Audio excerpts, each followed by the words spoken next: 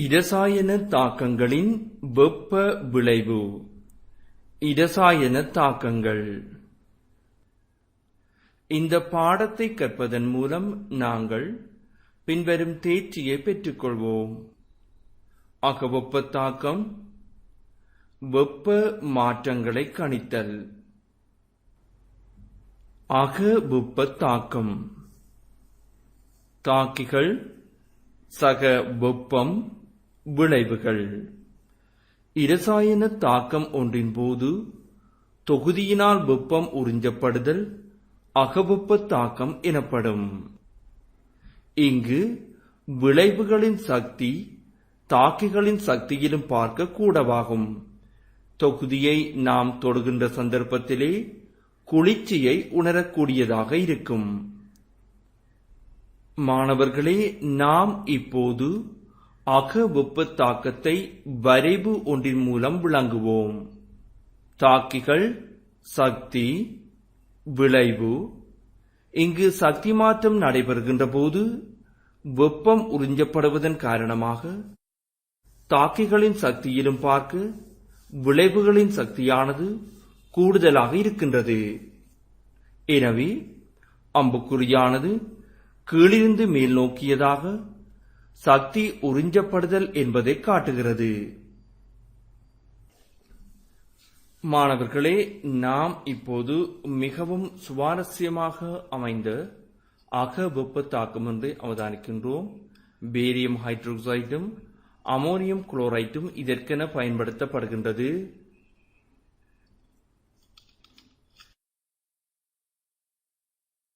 தேவையான அளவு தாக்கிகள் முகவையினுள்ளே போடப்படுகின்றன, அதாவது தொகுதியினுள்ளே சேர்க்கப்படுகிறது.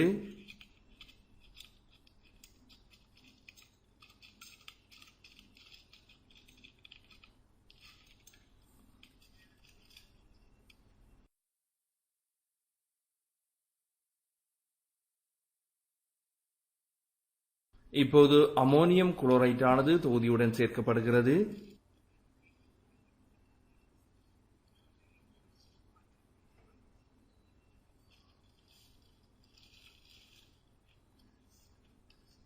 தாக்கிகள் தாக்க வேகத்தை அதிகரிக்க செய்வதற்காக ஒன்றுடன் ஒன்று நன்றாக கலக்கப்படுகின்றன. இவ்வாறு கலக்கும் போது தென்படுகின்ற மாற்றத்தை நாம் தெளிவாக அவதானித்துக் கொள்ளுதல் வேண்டும்.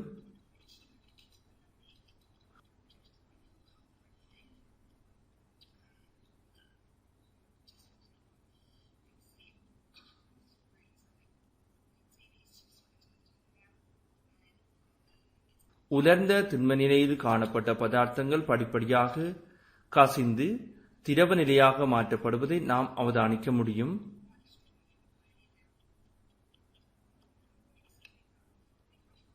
தொகுதியானது நன்றாக கலக்கப்படுதல் வேண்டும்.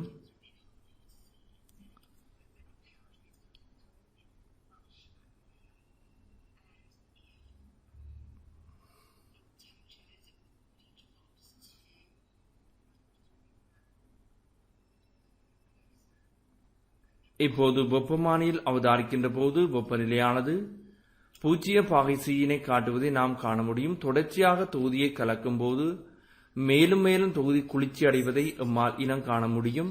தாக்கிகள் திரவ நிலையை படிப்படியாக அடைகின்றன.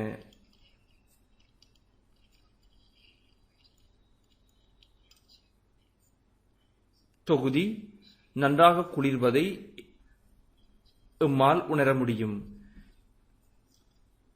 இதனை நாம் தெளிவாக அவதானிப்பதற்காக முகவையின் கீழ்ப்பகுதியில் ஒரு துளி நீரினை விடுவோம்.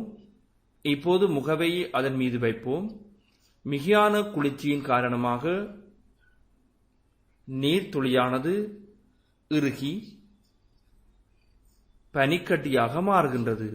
அவ்வாறு மாறுகின்ற சந்தர்ப்பத்திலே கீழே வைக்கப்பட்டிருக்கின்ற பலகையையும் ஒன்றாக சேர்த்து தூக்குவதை எம்மால் இனம் காண முடியும். அதிகளவான நீர்த்துளியை வைக்கும்போது இது மிக விரைவாக நடைபெறுவதை நாம் காணலாம்.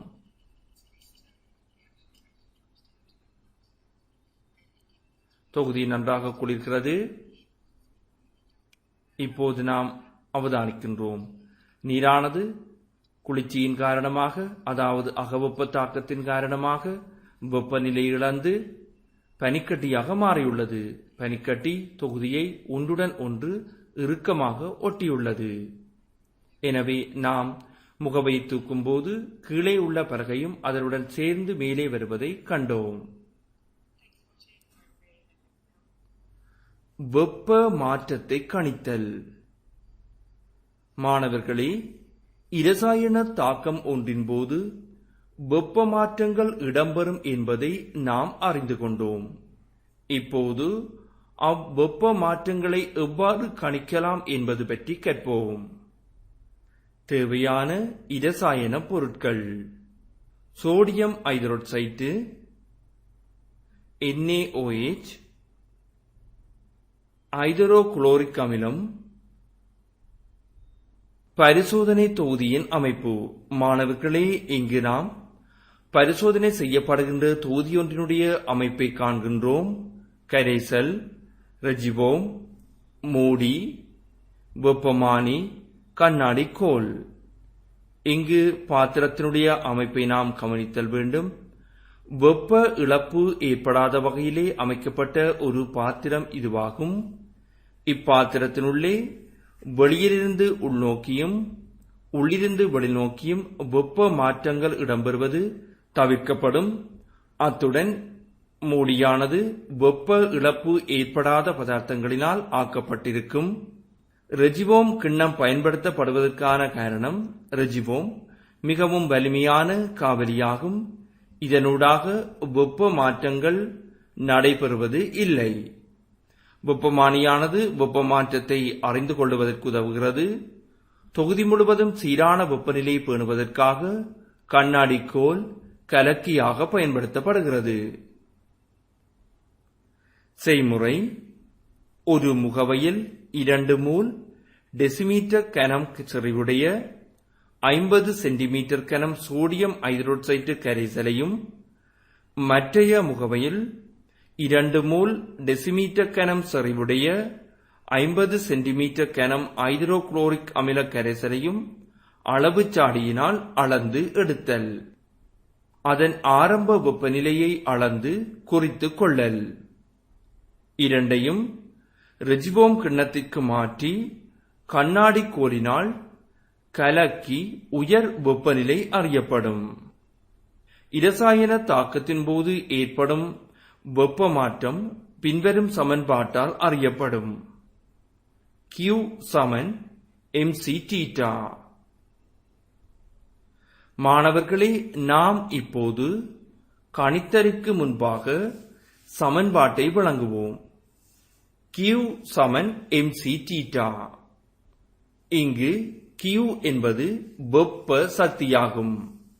இது உள்ளெடுக்கப்படுகின்ற அல்லது வெளிவிடப்படுகின்ற வெப்ப சக்தியை குறிக்கும். m என்பது வெப்ப மாற்றத்துடன் தொடர்புடைய கரைசலின் திணிவு ஆகும். C என்பது வெப்ப இடமாற்றத்துடன் தொடர்புடைய கரைசலின் தன்வெப்ப கொள்ளளவு. θ என்பது கரைசலின் வெப்பநிலை மாற்றம். இங்கு வெப்பநிலை மாற்றத்தை கணிப்பதற்காக இறுதி வெப்பநிலையிலிருந்து ஆரம்ப வெப்பநிலையை நாம் கழித்தல் வேண்டும். கரைசலின் தன்வெப்ப கொள்ளளவு நீரின் தன்வெப்ப கொள்ளளவுக்கு சமன் எனவும், கரைசலின் அடர்த்தி நீரின் அடர்த்திக்கு சமன் எனவும் கொள்ளும் போது கரைசலின் தன்வெப்ப கொள்ளளவு 4200 ஜூல் கிலோகிராம் -1 பாகை C -1 ஆக இருக்கும்.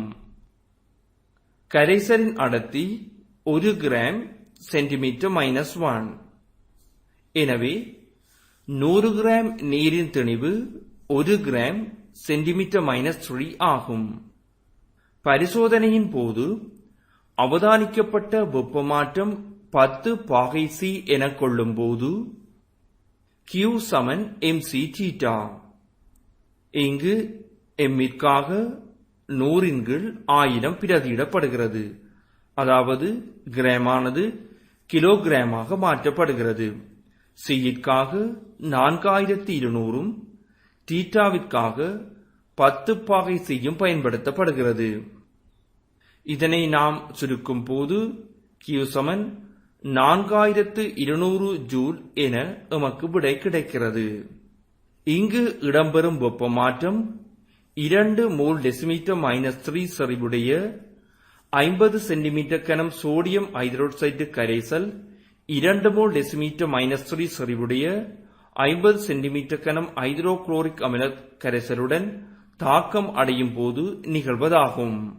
இங்கு அமிலகார தாக்கமாக இருப்பதால் இங்கு வெப்பம் வெளிவிடப்படுகிறது. வெளிவிடப்படுகின்ற வெப்ப சக்தி 4200 ஜூல் ஆகும். வெப்ப மாற்றங்களின் போதான முக்கிய விடயங்கள். மாணவர்களே, நாம் கணித்தல் செயற்பாட்டில் ஈடுபடுகின்ற போது வெப்ப மாற்றங்களை பற்றிய சில தெளிவுகளை நாம் பெற்றிருக்க வேண்டும். அச்சந்தர்ப்பத்திலேயே எம்மால் கணித்தல்களை சரியாக செய்ய முடியும். இரசாயன தாக்கம் ஒன்றில் சூழலுக்கான வெப்ப இழப்புகளை இயன்றளவு குறைத்தல் வேண்டும். தாக்கிகள் விளைவுகளின் பௌதீக நிலையில் வெப்ப மாற்றங்கள் தங்கியிருக்கும். எனவே தாக்கிகளின் நிலையை குறித்து காட்டுதல் அவசியம். இங்கு தாக்கிகளின் நிலையானது அல்லது விளைவுகளின் நிலையானது தாக்கிகளின் கீழ் அடைப்புக்குறியினுள் பயன்படுத்தப்படும். உதாரணமாக, உலோகம் எனும்போது அடைப்புக்குறியினுள் எஸ் என சொலிட் என குறித்தல் வேண்டும். வாயு விளைவு எனும்போது அடைப்புக்குறியில் கேஸ் என குறித்தல் வேண்டும். திரவ நிலையில் உள்ளது எனின் அடைப்புக்குறியினுள் எல் என, அதாவது லிக்விட் என குறித்தல் வேண்டும். கரைச நிலையில் காணப்படும் போது அடைப்புக்குறியில் அக்வஸ் என குறிக்கப்படுகிறது, அதாவது AQ. இரசாயன தாக்கம் நடைபெறும் தொகுதியில் வெப்பநிலையை சீராக பேணுவதற்கு தொகுதியை மெதுவாக கலக்குதல் வேண்டும். அன்றாட வாழ்வில் வெப்பமாற்ற தாக்கங்கள். புறவெப்ப தாக்கம், எரிபொருட்களின் தகனம், அமில மூல தாக்கங்கள். இங்கு அமில மூல தாக்கமாக நாம் ஹைட்ரோகுளோரிக் அமிலத்தையும் சோடியம் ஹைட்ரோக்சைடையும் கருத முடியும். இதன்போது விளைவாக சோடியம் குளோரைட்டும் நீரும் கிடைக்கிறது.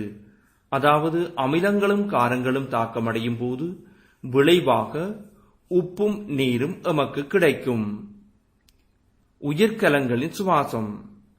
நீரிய சுண்ணாம்பிற்கு நீர் சேர்த்தல்.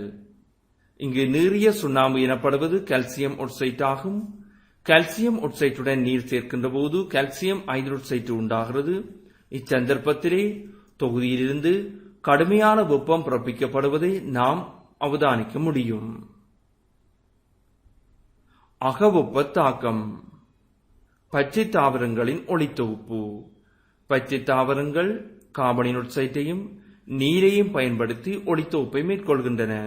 இதன்போது குளுக்கோஸும் ஆக்சிஜன் வாயுவும் விளைவாக கிடைக்கிறது.